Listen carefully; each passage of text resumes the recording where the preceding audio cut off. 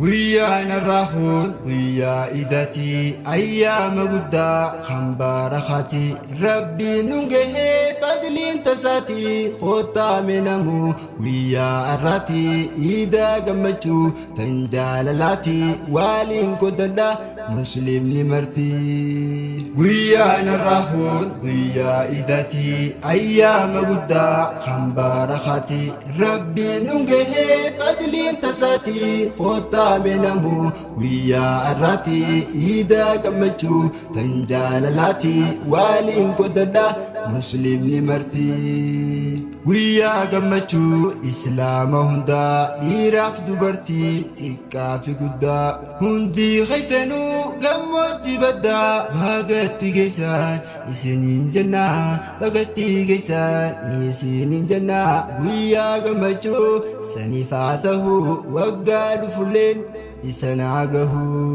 Guyyaa narraahuun guyyaa idati ayyaama guddaa kan barakati rabbiin nun gahee fadliin tasaati koottaame namu guyyaa irratti iida gammachuu tan jaalalaati waliin godhadha muslimni marti. Idul Mubarak isin jannah xiqqaa fi guddaan gamaaf gamana guyyaan kun guyyaa muslimni addunyaa tana waliin dhufanii gammachuuf jaalalaan rabbi faarfatan wajjin bashannanaa taqabbalallahu minna wa minkum isiniin jannah taqabbalallahu minna wa minkum isiniin jannah. Guyyaa narraahuun guyyaa idati ayyaama guddaa kan barakati rabbiin nun gahee fadliin tasaati koottaame namu guyyaa irratti iida gammachuu tan jaalalaati waliin godhadha muslimni marti. Nuti muslimni iida lama qabna idul adhaaf tan fitrii tana guyyaa caalu guyyaa raantana idul mubarak jenne itti walii bifna takbirta kharara jireera wal genya hamdi rabbi khenya galata galfanna. Guyyaa narraahuun guyyaa idati ayyaama guddaa kan barakati rabbiin nun gahee fadliin tasaati koottaame namu guyyaa irratti iida gammachuu tan jaalalaati waliin godhadha muslimni marti.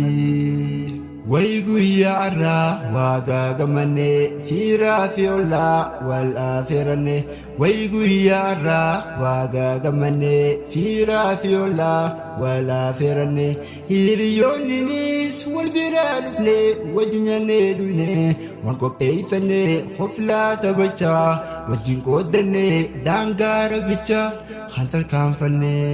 Guyyaa narraahuun guyyaa idati ayyaama guddaa kan barakati rabbiin nun gahee fadliin tasaati koottaame namu guyyaa irratti iida gammachuu tan jaalalaati waliin godhadha muslimni marti.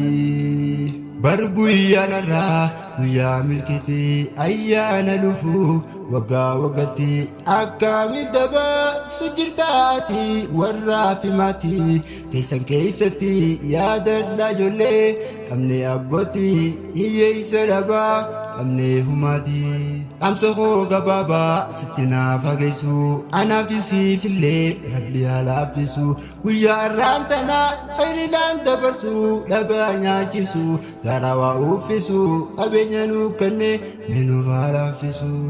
Guyyaa narraahuun guyyaa idati ayyaama guddaa kan barakati rabbiin nun gahee fadliin tasaati koottaame namu guyyaa irratti iida gammachuu tan jaalalaati waliin godhadha muslimni marti. Guyyaa narraahuun guyyaa idati ayyaama guddaa kan barakati rabbiin nun gahee fadliin tasaati koottaame namu guyyaa irratti iida gammachuu tan jaalalaati waliin godhadha muslimni marti. Guyyaa narraahuun guyyaa idati ayyaama guddaa kan barakati rabbiin nun gahee fadliin tasaati kota menamu wiya arati ida gamachu tan jalalati walin kodada muslim ni marti